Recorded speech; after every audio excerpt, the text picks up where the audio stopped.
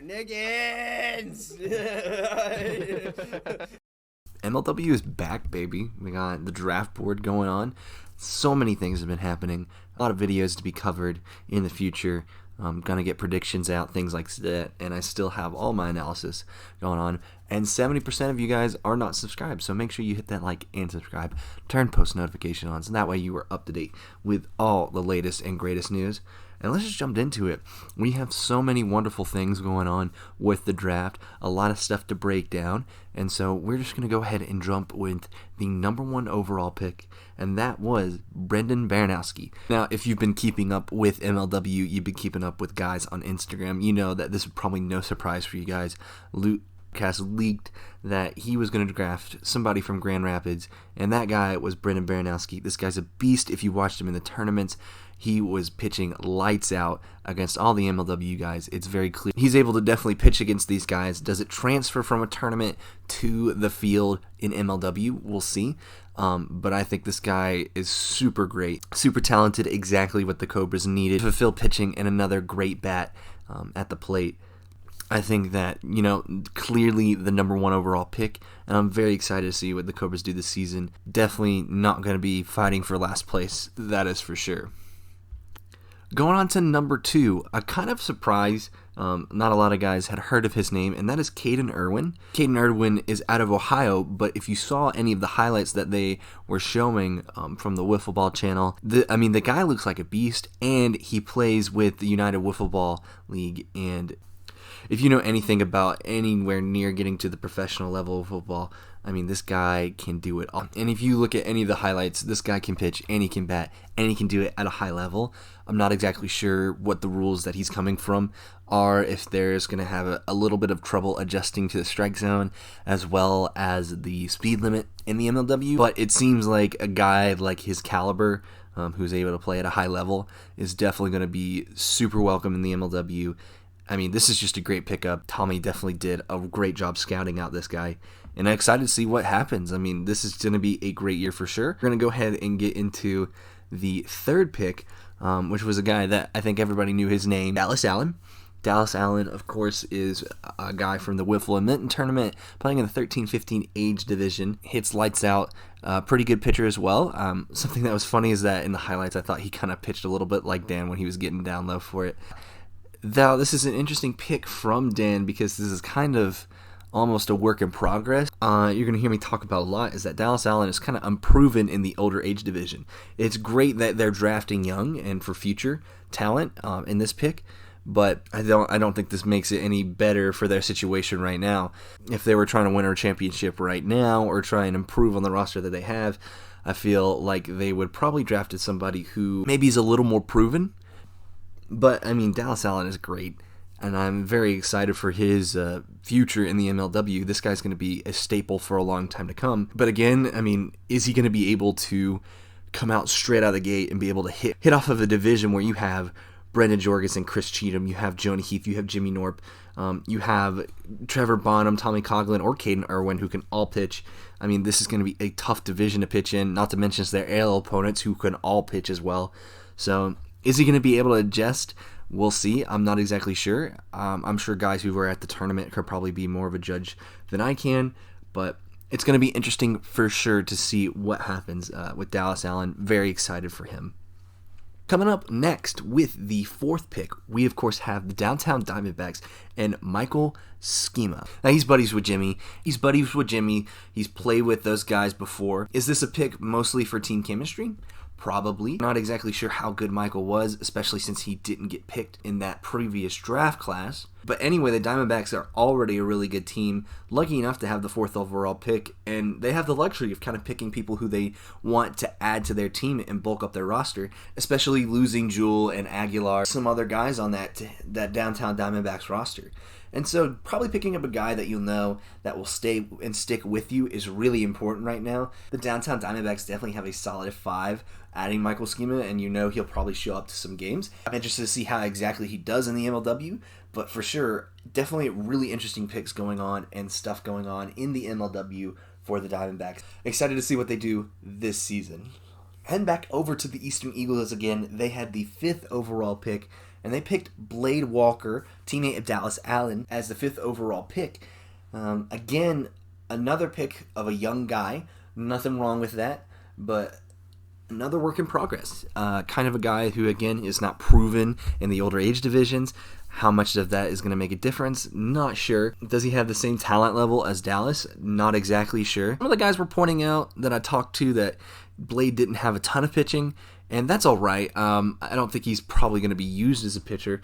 But again, you have Dallas and you have Blade, and the Eagles did not pick up kind of a bigger pitcher for them.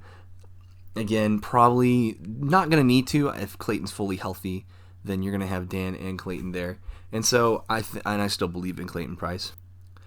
However, in the future, are we going to see probably them needing a pitcher? Who knows? This year is going to be an interesting year for the Eagles. They have a pretty low floor, but who knows what their ceiling is right now, especially coming off all the troubles they had last season. So Eagles, definitely a team to watch next season. I'm not exactly sure if I'm going to count them out just yet, but for sure, there's a lot more negatives than positives going into this season for them. They have a lot to prove. Going into the 6th overall pick, it was the Pacific Predators.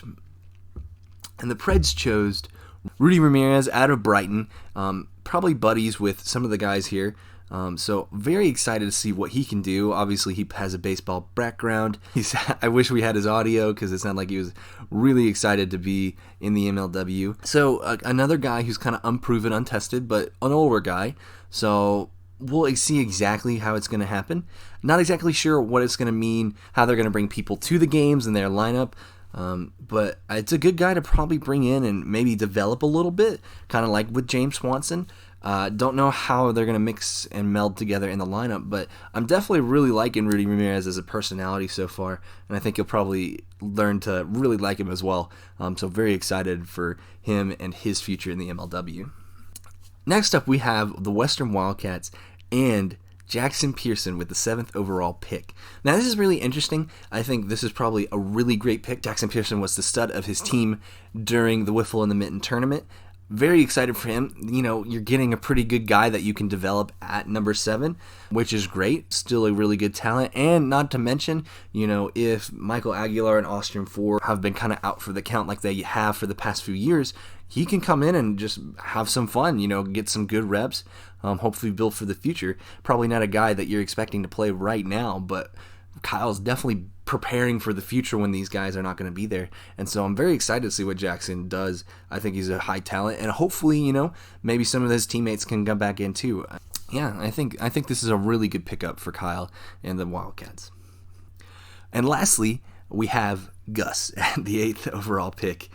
It's interesting to see that the 8th overall pick has more hype over him than even the 1st overall pick. And I think that's just kind of the legend that is Gus. And I'm very excited to see what he does. I hope he gets to show up to a ton of series. Very excited for him and all that he's going to do this season. He seems like a really cool guy, even though he's kind of like this Bigfoot kind of character so far in the MLW. It's funny that the next meme person is not even going to be like Swamp Man or... Swamp Man or the Keeper. It's this guy who's mysterious on the Cobras, and very excited for Gus to play. I hope that, we get to really see him this season. Who knows? Very excited. He's no slouch, so definitely be watching out for Gus. Lastly, we have 4 big things that have happened over the free agency market that we're going to have to talk about. This is, of course, just on the day of. We'll probably have updates to come. As of right now, these are some free agency moves that you probably need to look at, see for the future, and this is what's coming down the pipe. These are people who are on the move. There's the people that could be future pieces in their lineups, and this is going to be really interesting to see exactly what happens for these teams. So, of course, the Eastern Eagles, we knew coming in that they were going to have to drop 2 players. And those 2 players that they dropped were Max Tamalka and Grant Smith. Not too surprising at this point. Unfortunately, Josh Lucier does get moved down to that reserve roster. I think he deserves a spot somewhere. But you know what? That's just the way it is for him right now. So, Max Tamalka, Grant Smith, free agents. Max Tamalka was drafted for a reason. It's unfortunate that he got onto a team that he couldn't really be put into the squad a lot of. And so hopefully he's able to find a spot somewhere. Grant Smith, also a good defensive player. Not exactly sure where he's going to get a roster spot at, but two guys who definitely can get roster spots, deserve roster spots. There's still some open spots on other teams. Maybe they're looking to bulk their lineup up, but at the moment, we're just going to have to see where the chips fall for them. Next up, we have my boy Brendan Davenport getting onto the active roster of the Midwest Mallards. Kind of a free agency pickup, but this is a great pickup for the Mallards. Kind of a guy that Tommy really likes to see and develop. We haven't seen a lot from him, but from what I know about him, this guy's super hardworking, super diligent, wants to be in the league, loves this league. And so that's just the kind of guy that you can really shape, develop, and mold. And hopefully that he gets a good spot on this roster. I think that he'll fit well with Tommy, and Tommy's going to help develop him, get him prepared for this league. I'm very excited for what he can do, and I think you're going to see him probably get some playing time this year, and I hope that he makes the most of it for sure. Next up, we have the Pacific Predators, and they picked up Stephen McGlade. And so apparently, from what we know from Alec on the Discord, thank you for joining the Discord, especially to all the new players. Really appreciate it. This just makes this league so much fun. And it's so great to hear from you guys. It's lovely having conversations, not even about MLW, just in general. And so very excited. Also, shout out Alec with the Avatar The Last Airbender. So sick for your Discord profile, man. But anyway, McGlade is on Cratch's college baseball team, and that's how they know him. So obviously a guy with baseball background. It'll be interesting to see if he does get in the team, but you can't go wrong with a guy who has a baseball background. Does that always transfer? No. But still, it'll be interesting to see exactly who this guy is and to see if anything comes from it. We have the Macho Magic making a move. Glad to see it, especially since they didn't have a draft pick this year. Hopefully they can get one next year and not turn it away. But they picked up in the offseason Jordan Curdy. This was a guy that you saw in the MLW 2020 draft video. He's the guy who interviewed Brendan Jorgensen during the draft. And so this is going to be a great pickup. I'm exactly to see what exactly he does. I think he played in the Winter League. And so this will be a guy that the guys know and a guy that probably be really reliable. This is another great pickup from Jack Agner, probably. Picking up a guy who doesn't seem like a star player, but again, probably is going to get molded and help the Magic maybe make into the third seed of the playoffs and hopefully try and get their first playoff series win. I'm excited to see exactly what comes of it, but you never know. We're going to have to see how the season plays out. Yeah, and that is going to be it for our first day after the MLW draft. It's interesting to see what exactly is going to happen. The hype is building up. The players are getting ready. We have plenty of stats and things coming down the pipe. Make sure you subscribe to me. Also subscribe to MLW Network. We're going to be doing some crazy things. We have predictions. I have predictions coming up. I'm very excited to share all this with you. Content's going crazy. Life's going crazy. And I'm just so thankful for the guys who've been supporting me lately. Support on the channel has been huge. We just hit 200 subscribers. I'm very thankful and blessed, and I did not think I was going to be here when I first started. I'm very thankful for all the guys who've reached out to me and talked to me. And so I just want to say thank you again, and I can't wait to talk to you guys again. I'll see you guys in the next video. See you guys next time. Thank you. Peace.